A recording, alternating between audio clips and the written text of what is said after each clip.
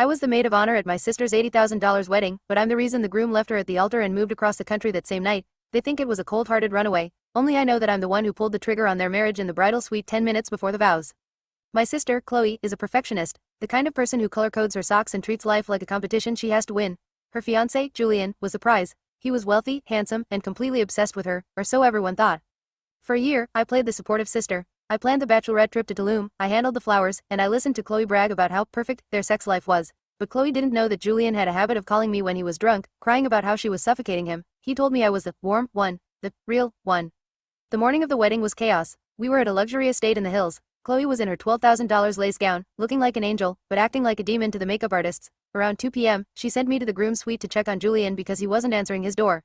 When I walked in, he wasn't nervous, he was packed. He had a duffel bag on the bed and a bottle of scotch half empty in his hand. He looked at me and said, "I can't do it. If I marry her, I'll be dead inside by Christmas."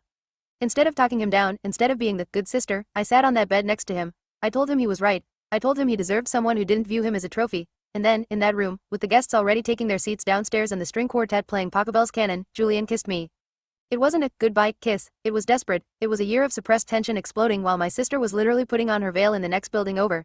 We didn't stop at a kiss. We were reckless, fueled by the adrenaline of the looming ceremony and the scotch on his breath. I looked at the clock, 2:50 p.m. The ceremony started at 3 o'clock. Julian stood up, buttoned his shirt, and looked at me with total clarity. "I'm leaving," he said. "Come with me."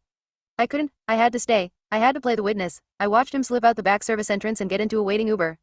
I walked back to the bridal suite. Chloe was standing in front of the full-length mirror, glowing. She turned to me and said, "Is he ready? Is my husband waiting for me?"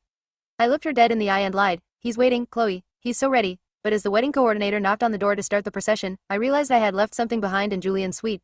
My custom-engraved maid of honor lipstick was sitting right on his pillow. And just as Chloe stepped toward the door, her phone buzzed. It was a text from an unknown number with a single photo attached.